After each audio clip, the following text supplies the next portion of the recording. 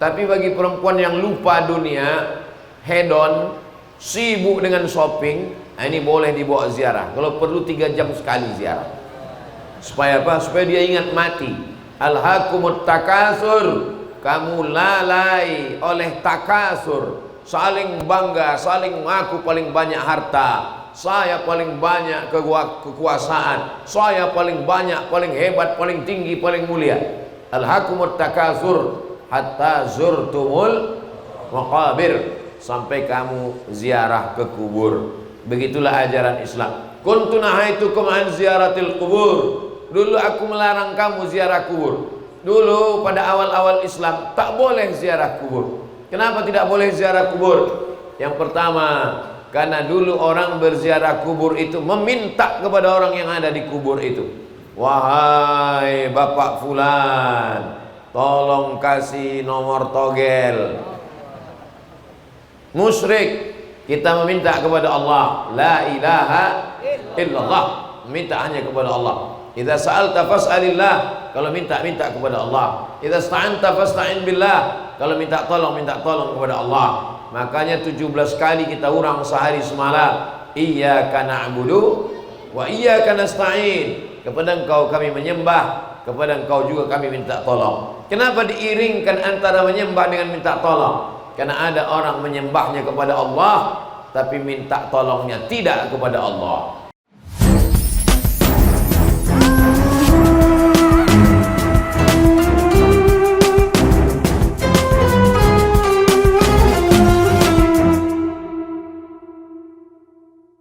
Man shalla subha fi jama'atin, siapa yang sholat subuh berjamaah, summa qa'ada yadhkurullah, habis sholat subuh itu dia tidak keluar masjid, dia duduk berzikir mengingat Allah, hatta tatlu'asy syamsu, sampai terbit matahari.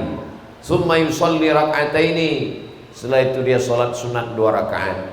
Kanat lahu ka ajri hajjatin wa umrah, dia dapat pahala seperti haji dan umrah. Tamah, sempurna pahalanya. Hadisnya ada dalam kitab Sunan At-Tirmidzi. Nama lain kitab ini Jami' At-Tirmidzi. Jadi kalau ada orang mengatakan Jami' Tirmidzi dengan Sunan Tirmidzi, sama. Kenapa disebut dengan sunan? Kalau 1 sunnah, kalau 2 sunnatani, kalau 3 sunan. Mengapa disebut dengan Jami'? Jami' artinya mencakup semua aspek. Karena di dalam kitab itu ada 3. Yang pertama akidah, yang kedua fikih ibadah, yang ketiga adalah akhlak. Ketiga-tiganya ada dalam kitab itu. Disusun oleh salah seorang ulama namanya Abu Isa ibnu Saurah. At-Tirmidzi bukan nama orang. Tirmidzi artinya orang Termes. Tirmidzi orang Termes. Termes nama kampung perbatasan antara Uzbekistan dengan Afghanistan. Maka disebut dia dengan Imam Abu Isa ibnu Saurah. At-Tirmidzi orang Termes. Al-Bukhari orang Bukhara. Al-Falembani orang Palembang. Syekh Abdul Somad Al-Falembani, kitabnya dibaca orang Riau sampai sekarang. Nama kitabnya Sayrus Salikin, yang merupakan terjemahan dan khulasah dari kitab Ihya Ulumuddin yang ditulis oleh Imam Abu Hamid Al-Ghazali. Ketika dia mendengar ada terjadi perang antara Siam Thailand dengan Kedah, dia pun menyeberang dari Pulau Sumatera ke Semenanjung, lalu kemudian menjadi syahid. Beberapa hari yang lalu ada seorang pengumpul sanad qiraat Imam Hafs an Asim, qiraat Imam Warsh, qiraat Imam Kumbul, qiraat Imam Ibnu Katsir, berkeliling Nusantara dan sampai dia ke Patani, Thailand. Dikirimnya gambar ke saya sedang berziarah ke makam Syekh Abdul Somad Al-Falembani di Patani, Thailand. Saya bilang, saya belum bisa lagi ke sana. Antum sudah diberikan kelebihan oleh Allah Subhanahu wa taala. Panjang umur, sehat badan, mudah-mudahan kita diberikan kesempatan untuk berziarah ke makam para ulama insyaallah. Kenapa demikian? Di antara manfaatnya adalah yang pertama, tudzakirukum bil maut, mengingatkan pada kematian. Yang kedua, turiqul qulub, melembutkan hati. Yang ketiga, tudmi'ul ain, meneteskan air mata. Jadi kalau tiga itu menyebabkan efek dari ziarah kubur, mengingat mati, lalu kemudian melembutkan hati, meneteskan air mata, bagus ziarah kubur. Ada satu hadis menyebut la'anallahu zawwaratil kubur, Allah melaknat perempuan yang ziarah kubur. Lalu dianalisa hadis itu oleh Syekh Atiyah Saqar dalam kitab Fatawa Al-Azhar. Ulama besar Al-Azhar, salah seorang mufti Al-Azhar, kata dia bentuk zawwarat adalah sirah mubalaghah dari zair. Artinya kalau perempuan ziarah kubur sering-sering, anaknya meninggal, diziarahi pagi, ziarah siang, ziarah sore, ziarah malam, untuk mempersedih diri, tak boleh. Karena Islam ini agama yang menyuruh kita bahagia, happy, senang hati. Tak boleh perempuan terlalu sering ziarah kubur, menyebabkan dia murung. Tapi bagi perempuan yang lupa dunia, hedon, sibuk dengan shopping, ini boleh dibawa ziarah. Kalau perlu 3 jam sekali ziarah. Supaya apa? Supaya dia ingat mati. Alhaakumut takasur, kamu lalai oleh takasur, saling bangga, saling mengaku paling banyak harta, saya paling banyak kekuasaan, saya paling banyak, paling hebat, paling tinggi, paling mulia.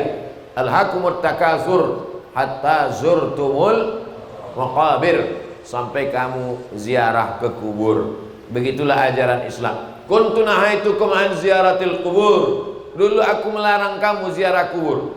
Dulu pada awal-awal Islam tak boleh ziarah kubur. Kenapa tidak boleh ziarah kubur? Yang pertama, karena dulu orang berziarah kubur itu meminta kepada orang yang ada di kubur itu. Wahai Bapak Fulan, tolong kasih nomor togel. Musyrik. Kita meminta kepada Allah, la ilaha illallah, minta hanya kepada Allah. Idza sa'alta fas'alillah, kalau minta kepada Allah. Idza sta'anta fasta'in billah, kalau minta tolong kepada Allah. Makanya 17 kali kita urang sehari semalam, iyyaka na'budu wa iyyaka nasta'in, kepada Engkau kami menyembah, kepada Engkau juga kami minta tolong. Kenapa diiringkan antara menyembah dengan minta tolong? Karena ada orang menyembahnya kepada Allah, tapi minta tolongnya tidak kepada Allah. Iyyaka na'budu, kami menyembah Allah, minta tolongnya ke pohon besar, minta tolongnya ke sungai, ke laut, minta tolongnya ke pokok kayu, lembu, batu, hantu. Sedangkan kita tidak boleh. Kita kalimatu haqqin 'alaiha nahya, dengan itu kita hidup. Wa 'alaiha namutu, dengan itu kita mati. Wa biha nub'atsu, dengan itu juga nanti kita akan dibangkitkan di padang mahsyar. Itulah maka tadi kita bertahlil 40 kali. Seminim-minimnya paling tidak 40. 100 bagus. Afdhaluz zikri fa'lam annahu la ilaha illallah. Ditanamkan ke dalam tangkai jantung. Ala fil jasabil mut'ah, dalam diri manusia ini ada segumpal, ada sekepal. Idza shalahat shalahal jasadu kulluh. Kalau yang segumpal sekepal ini baik, maka seluruh tubuh ini menjadi baik. Wa idza fasadat, kalau dia rusak, fasadal jasadu kulluh, maka dia menjadi rusak. Setan berbisik ke situ. Alladzi waswisu fi sudurin nas. Setan berbisik tak di telinga. Yang berbisik ke telinga itu kawan sebelah. Setan berbisik ke jantung. Itulah mengapa pukulan hentakan la ilaha illallah itu ke jantung. La ilaha illallah, la ilaha illallah, ke jantung, berdegup, berdetak di sebelah kiri. Di dalam dada itu ada qalb, di dalam qalb itu ada roh, di dalam roh itu ada sir, rahasia Allah Subhanahu wa taala. Puncak pengetahuan dokter hanya sampai di situ. Kenapa tangan bergerak? Kenapa lidah bicara? Kenapa mata bisa memandang? Kenapa telinga bisa mendengar? Karena otak memerintahkan. Otak memerintahkan, mata pandang. Otak memerintahkan, telinga dengar. Otak memerintahkan, kaki jalan. Otak memerintahkan, mulut ngomong. Yang memerintahkan ini semua otak. Tak ada otak, makan otak-otak. Itulah mengapa orang kalau otaknya rusak, kena tidak sempurna darah naik ke otak, kurang asupan oksigen ke otak, maka dia kena, mohon maaf, stroke ringan. Mudah-mudahan kita sehat walafiat. Apa yang membawa oksigen ini naik ke otak? Yang pertama darah. Darah itu membawa oksigen naik ke otak. Tapi darah orang sekarang kental. Kenapa darah itu kental? Karena banyak kena gula. Gula itu beli gula sekilo, masukkan ke kuali, panaskan di atas kompor sampai dia cair. Habis itu dingin, angkat sendoknya sama kuali-kualinya ikut ke atas. Kenapa? Beku dia. Maka gula kalau terlalu banyak masuk ke darah, beku. Ini di bulan Ramadan ini banyak darah yang terlalu beku. Kenapa? Karena teh manis, gula, kopi pakai gula, susu pakai gula, empek-empek yang tak pakai gula. Lalu kemudian, apalagi yang membuat beku? Yang membuat adalah santan. Santan itu minyak. Minyak itu kalau pada cuaca 5 derajat, 6 derajat, 0 derajat musim dingin, beku. Orang habis cuci piring tersumbat wastafel. Kenapa? Karena minyak membeku di dalam. Itulah yang membuat darah menjadi berat. Orang yang sholat terbantu darahnya naik ke otak. Jantung di bawah, otak di atas. Darah ini disemburkan oleh jantung, menyembur. Di antara fungsi jantung adalah menyemprotkan darah naik ke otak. Karena darah ini kental, maka jantung berat. Begitu dia sholat, terbantulah jantung. Apalagi sholat tarawih 23 rakaat, maka jantung amat sangat tertolong. Subhana rabbiyal a'la wa bihamdi, subhana rabbiyal a'la wa bihamdi, subhana rabbiyal a'la wa bihamdi. Rabbi ighfirli warhamni wajburni warfa'ni warzuqni wahdini wa'afini wa'fu anni, subhana rabbiyal a'la wa bihamdi. 23 rakaat kali 2, 46 kali dia bersujud, tambah tahiyatul masjid, tambah qobliyah isya, tambah sholat isya, tambah ba'diyah isya. Tapi kalau lengkap ada tumakninahnya, maka itu jantung menyemburkan darah, darah turun ke otak. Karena kalau sedang begini, otak di atas, jantung di bawah. Tapi kalau sedang sujud, otak di bawah, jantung di atas. Tapi ada juga orang bilang, Ustadz, kawan saya waktu sedang berdiri pun otaknya di bawah. Di mana itu? Kalau kita berdiri, otak kita di atas, jantung kita di bawah. Maka darah itu mendaki, dia naik ke atas. Maka ketika dibantu dengan sholat, orang kalau paham ini, dia akan pakai tumaknina. Subhana rabbiyal a'la wa bihamdi, subhana rabbiyal a'la wa bihamdi, subhana rabbiyal a'la wa bihamdi. Makanya kalau ada orang buat dosa, buat maksiat, itu disebut dalam Quran yang jahat itu otaknya. Bapak ibu adik-adik hafal semua ayatnya. Nasiyatin kazibatin khati'ah. Nasiyatin, ubun-ubun. Anak kecil yang belum sampai usia setahun 2 tahun nampak berdetak di atas ubun-ubun. Nah itulah dia nasiyatin, ubun-ubun. Kazibatin, pembohong. Kenapa disebut bohong itu ubun-ubun? Padahal yang bohong itu kan lidah. Kenapa pula ubun-ubun yang bohong? Karena ternyata otak bagian depan inilah yang memerintahkan lidah untuk bohong. Jadi jangan heran kalau kita ngomong sama orang, ngomong 5 menit, menit pertama itu aja yang betul, masuk menit ketiga bohong aja isinya.